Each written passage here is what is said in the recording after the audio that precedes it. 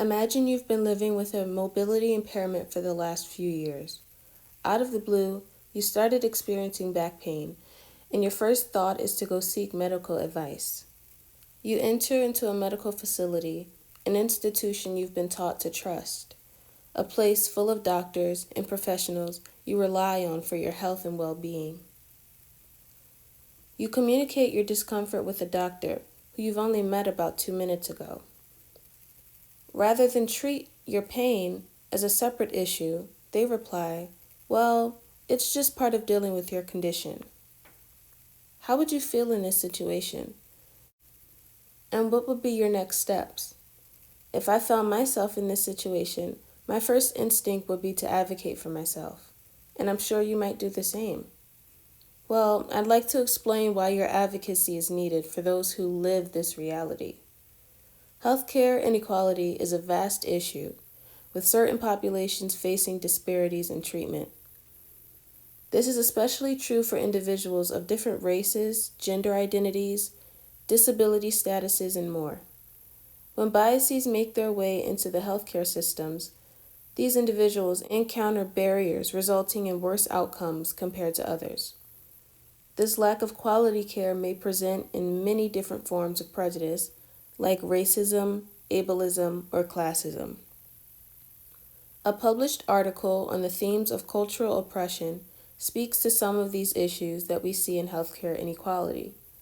Research indicates that healthcare professionals tend to underestimate pain levels of women of color.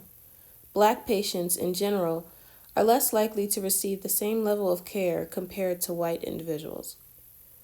A study highlighted in an article that discussed racial bias in pain assessment found that only about 35% of minority patients were properly assessed and provided with appropriate medical prescriptions, compared to 50% of non-minority patients. Oftentimes, healthcare professionals may not intend on being prejudiced or biased towards individuals, but the effects are still felt. As I mentioned a second ago, ableism persists in healthcare, where people might deal with dismissive attitudes, lack of communication, or exclusion from certain treatments due to assumptions about their needs or quality of life. Things like a lack of quality care and services, specifically involving those with a disability, could likely be rooted in systemic ableism and health inequities.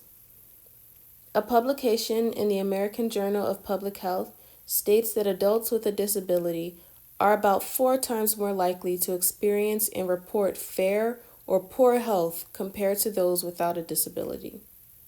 As we see, this is a rather common experience that continues to harm so many people. Now let's take a second to put something into perspective. Psychologist Albert Bandura developed a social learning theory that takes into account how observed behaviors of others and exposure to specific environments influence perception and action. In this context, as with other systemic issues, ableist behaviors cycle through society, reinforcing negative perceptions of disability. Breaking the cycle is key here. To address healthcare and inequality, we need to first evaluate and implement systemic change. This goes beyond reforming laws or creating new policies.